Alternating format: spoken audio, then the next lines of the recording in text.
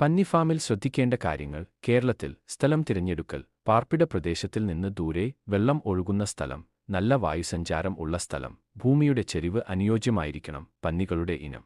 കാലാവസ്ഥയ്ക്ക് അനുയോജ്യമായ ഇനം തിരഞ്ഞെടുക്കുക.